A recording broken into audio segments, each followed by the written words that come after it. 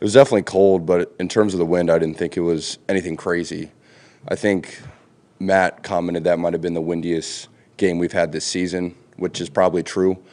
But kicking 8 seasons now, I've had worse conditions, and it did feel windy, but I felt like it wasn't affecting the ball as much, and that's what you got to figure out in the warm up. Okay, it might feel really bad, but how much is it moving the football? So, Harrison, with your injury, post-injury, and with your new kicking formula, the way you approach the ball now with the kick, how has that just worked out for you post-injury and just the comfortability with it, with everything and the stress that's putting on your body? right.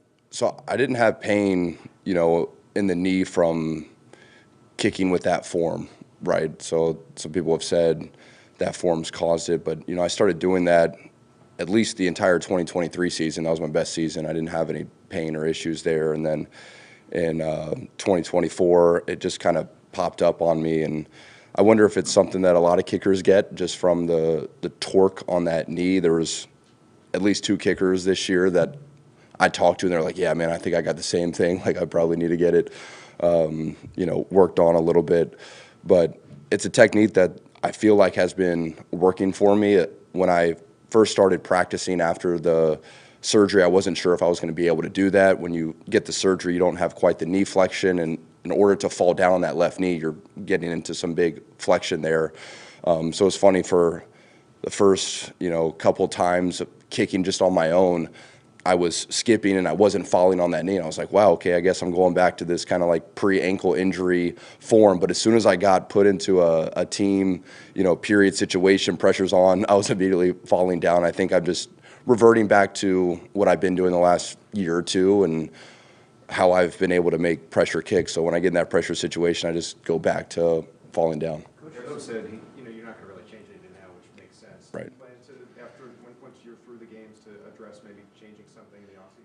Yeah, I think it'd be something good to do just as you get older, and why put added stress on your body. So that'll be a focal point. But when you have been kicking and doing something for so long and you want to change a technique, you really got to make sure it's good in the off season, so that when you get back into a pressure situation, right, you're not having to think about it and you're doing what you want to do. So I'll definitely work on it. But if I feel like next training camp, I'm not making kicks because I'm focused so much on the skipping through instead of falling down, I'll just keep doing what I'm doing to make the kick. Obviously, last year when you had it, like you said, you had a career year. What is it about that form that you think helped you? I don't know. I think the most important part of kicking is ball contact, and the follow through I don't think matters as much. It's what's going on before and then right when you're making contact with the ball. And maybe it's just because I'm putting so much of a focus on that after I do kick the ball, I just fall down. I think, though, with the ankle injury, maybe I was a little bit more timid to put all that pressure and have the power and the strength to skip through after making contact with the ball. And maybe it was just subconsciously easier on my ankle if I just kind of fall down, right? Because if you look at the majority of my kicks, I plant and then all my energy just kind of goes down and my ankle kind of gives out a little bit.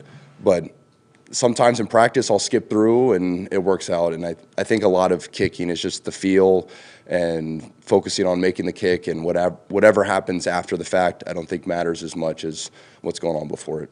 This may or may not be related, but in what ways does kicking in the postseason sort of intensify or challenge your focus in ways that it doesn't in the regular season?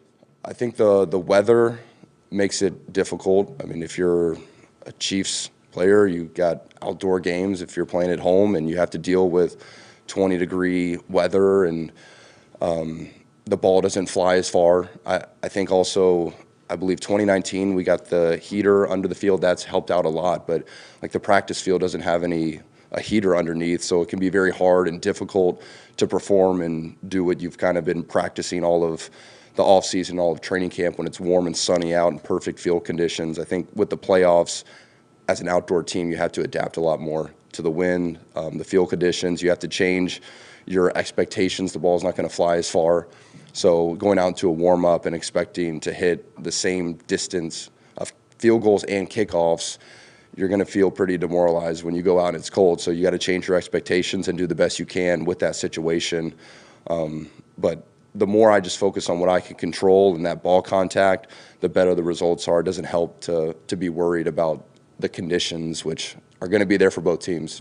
Does it really require any change in mindset or anything like that, really, or it's?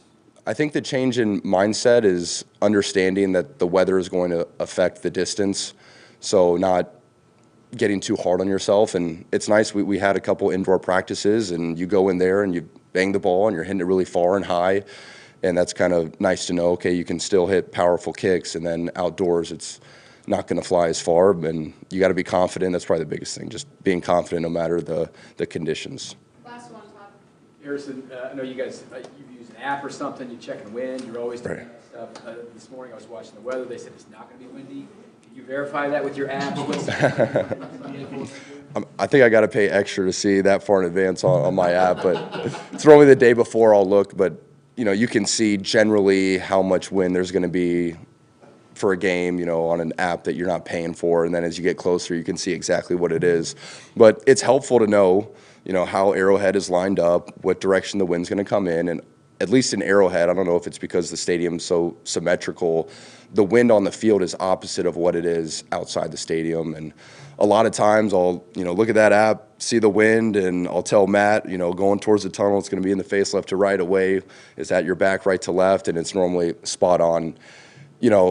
I think I like to be prepared as much as I can, but being prepared the night before for some windy conditions and knowing exactly what the wind's going to do doesn't make that big of a difference. I could just walk into the stadium and feel it, and maybe it's just a experiment I like to do. But I think the more you know, the more you can visualize it before the game and just prepare as best you can. But once you get out there, you got to trust it, no matter if it's gusting or doing some crazy stuff. Trust what you did in the warm-up, your plan for where you're aiming or how the lean the ball is going to be. And as a punter, obviously, there's a lot more you got to deal with. When are you going to do a pooch punt? How are you going to drop the ball because the ball's moving in the air? There's a lot more that punters and obviously Matt have to deal with. I think that's why people say punters are more athletic than kickers. We just kick a still ball. They got to kick a moving ball.